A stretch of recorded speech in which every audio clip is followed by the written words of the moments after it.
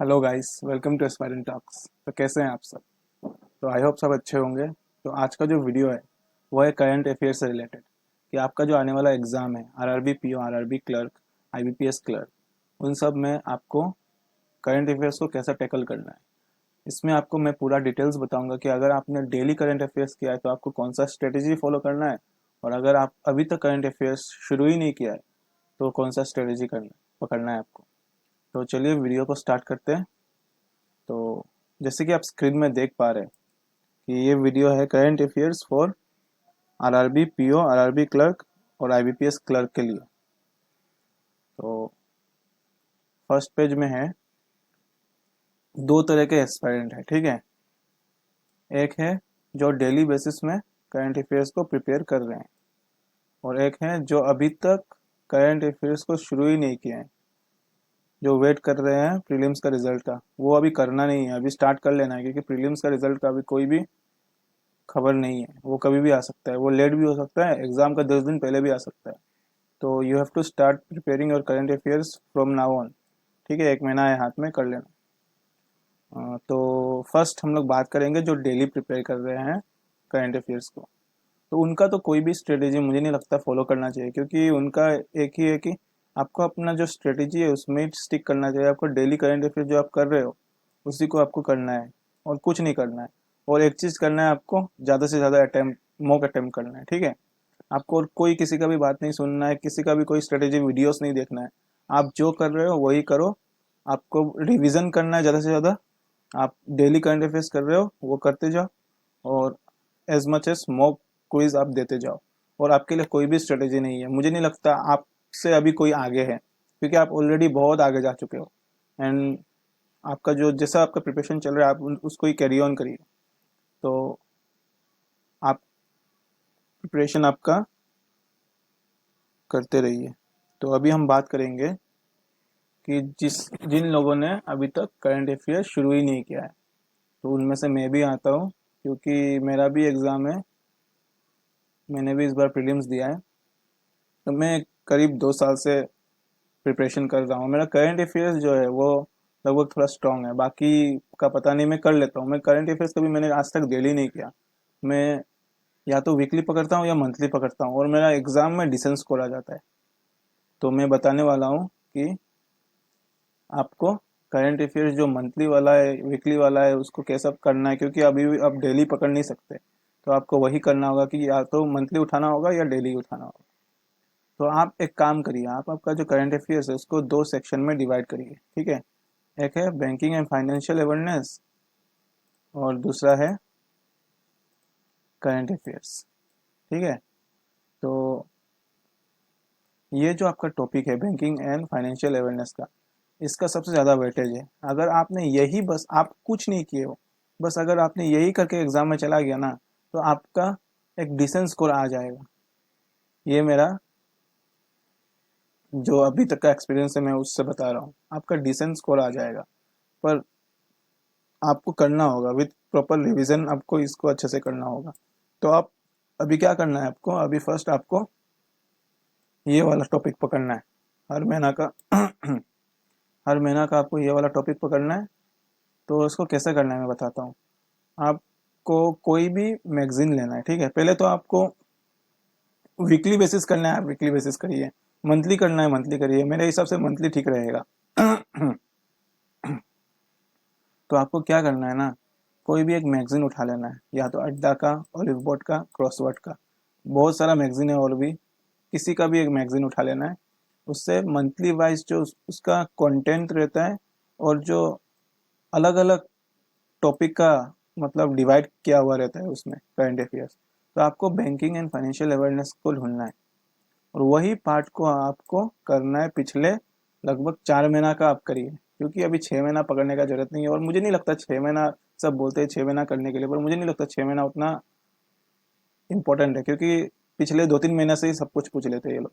ज़्यादा से ज़्यादा 2-3 क्वेश्चन आएगा पिछले 6 महीना, 7 महीने पहले का, ठीक है। तो आपको क्या करना है ना, आपको पिछले 4 महीना का जितना भी बैंकिंग अफेयर्स है उसको कवर करना है मंथली वाइज। आप पहले क्या कर सकते हैं ना, अभी अभी उठा के पहले अगस्त का बैंकिंग अफेयर्स पूरा कंप्लीट कर सकते हैं, फिर जुलाई का, फिर जून का, ऐसा पीछे से जाके आप कंप्लीट कर सकते हैं। तो आपको पहले क्या करना है ना, पूरा बैंकिंग अवेयरनेस को अच्छे से ख़त्म करना है। तो वो अगर ख़त्म हो गया तो आपका लगभग आधा सिलेबस आप कंप्लीट कर कर चुके हो, क्योंकि वही एक इम्पोर्टेंट टॉपिक है जिससे एग्जाम में सबसे ज़्यादा वेटेज कैरी करता है। तो आपको क्या करना है, पहले बैंकिंग अवेयरनेस ख़त्म कर लेना है। फिर कुछ कुछ मॉक टेस्ट ऐसे बनाते हैं कि बैंकिंग अवेयरनेस का प्रॉपर अलग से क्विज होता है, आपको उसको भी अटेम्प्ट करना है, क्योंकि अगर वो अटेम्प्ट नहीं करोगे तो आपका जो आपको पता नहीं चलेगा कि आपका जो बैंकिंग अवेयरनेस आपने पढ़ा है वो आपका स्ट्रॉन्ग हुआ है कि नहीं, क्योंकि उसको याद रखने के लिए, स्ट्रॉन्ग करने के लिए आपको मॉक टेस्ट क्विज लगाना होगा। तो फर्स्ट थिंग आपको क्या करना है, बैंकिंग अवेयरनेस का पूरा जो टॉपिक है वो कवर कर लेना है किसी भी मैगजीन को लेके। और फिर आपका जब बैंकिंग अवेयरनेस खत्म हो जाएगा, पहले बैंकिंग अवेयरनेस करना है, वो जब खत्म हो जाएगा फिर आपको आना है दूसरा पार्ट में, वो है करंट अफेयर्स में। तो अगर टाइम आपके पास है, मैं तो बोलूँगा कि आप बैंकिंग अवेयरनेस को जो है वो 1 वीक 10 डेज के अंदर ख़त्म कर लीजिए, क्योंकि अभी 1 महीना है और कवर मुझे नहीं लगता इतना समय लगने वाला है। अगर आपने 2 3 4 5 घंटा दिन में पढ़ोगे तो आपका हो जाएगा। तो अभी जो है वो है करंट अफेयर्स, ठीक है। बैंकिंग अवेयरनेस खत्म होने के बाद आप आइए करंट अफेयर्स में। तो करंट अफेयर्स सब कुछ नहीं पढ़ना, ज़्यादा से ज़्यादा आपको यही सब पढ़ना है: national affairs, schemes, appointment, international affairs and MOU. यही टॉपिक पढ़ना है और कुछ नहीं पढ़ना है, ना स्पोर्ट्स पढ़ना है, ना इम्पोर्टेंट डेज पढ़ना है, क्योंकि ये सबसे आता है क्वेश्चन, 1 मार्क का आता है, 2 मार्क का आता है, और उससे ज़्यादा आएगा नहीं। तो उन सब में आपका टाइम वेस्ट करने का ज़रूरत नहीं है, आपको यही टॉपिक में आपको जितना टाइम हो सके उतना देना है। तो इतना टॉपिक आप कर लिए हो ना, बैंकिंग अफेयर्स और ये सब कर कर जाओगे ना, तो आपका 70-80% को टॉपिक ऐसे ही कवर हो जाएगा, उतना मार्क आप स्कोर कर लोगे अगर इतना ही अच्छे से कर लिए होगे तो आपको ये करना है, ठीक है। तो बैंकिंग अवेयरनेस फर्स्ट, फिर उसके बाद करंट अफेयर्स में आके ये सब करना है। फिर ये सब जब हो जाएगा तब मैं आपको अभी कुछ चुनिंदा टॉपिक्स दूंगा, उसके बारे में आपको इस बार का जो एग्ज़ाम होगा उसके लिए बहुत इंपॉर्टेंट होगा, उसको थोड़ा देख के जाना है, ठीक है। वो है आपका budget, Olympics, T20 world cup जो हुआ था, और लोकसभा इलेक्शन के बारे में, ठीक है। तो इतना अगर आपका बैंकिंग एंड नेशनल अफेयर्स खत्म हो जाता है तब जाके आप इसमें पहुंचोगे ना, पहले आपको ये सब खत्म करना है। और जो आप ये सब जो टॉपिक है, budget, Olympic, T20 world cup, ये सब आपको इन सब में ही मिल जाएगा, इन सब में आपका लगभग कवर हो जाएगा। फिर भी अलग से आपको ये सब टॉपिक को उठा के थोड़ा रिवीजन कर लेना है, थोड़ा देख लेना है, क्योंकि इस सब से क्वेश्चन आने के चांसेस बहुत ज़्यादा है। तो मैंने क्या बोला आपको, क्या क्या करना है, पहले आपको करना है बैंकिंग अफेयर्स, ठीक है। फिर बैंकिंग अफेयर्स खत्म हो जाएगा, फिर आपको करना है करंट अफेयर्स। करंट अफेयर्स में क्या क्या करना है, national affairs, schemes, appointments, international affairs, ministry of understanding, जितना भी एमओयू है उतना कर लेना है, यही करना है।